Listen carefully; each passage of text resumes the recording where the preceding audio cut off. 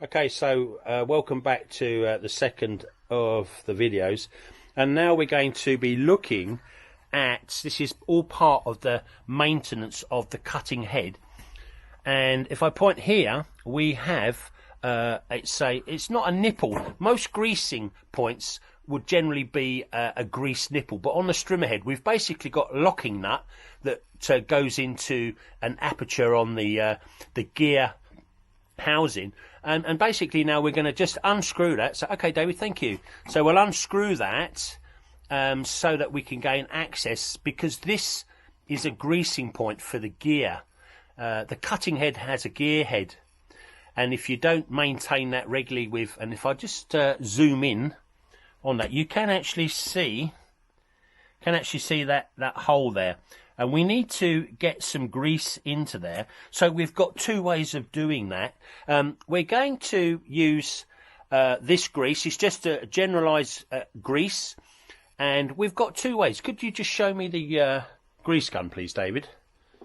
So generally speaking, I'm sure that you're all familiar with a grease gun, and normally, if most greasing points, as I said before, have grease nipples, but on this occasion we've got two ways of doing this. We could use this grease gun, but actually on this occasion it's easier to just put a bit of grease on the end of your finger and sort of push it in. So carry on, please, David. Yep.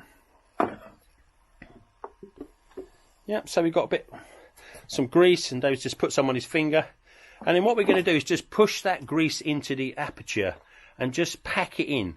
There's no real easy way of doing this, other than it just takes a little bit of time and a little bit of patience, but you'd be surprised if you keep pushing it in with your finger, that grease will go in.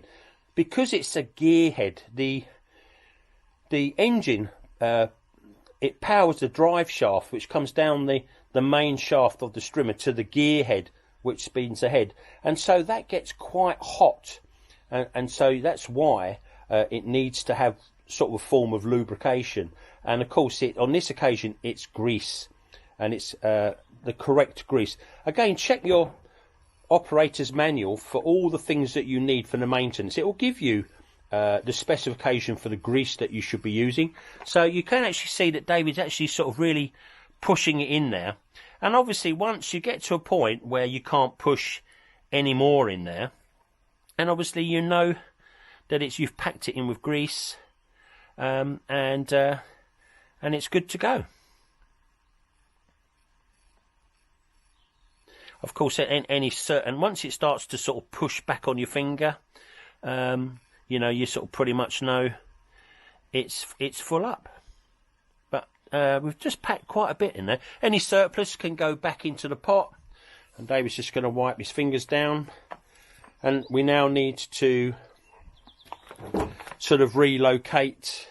It's always useful old rag to have. You need old rag in your workshop to be able to sort of wipe fingers and wipe tools and equipment down.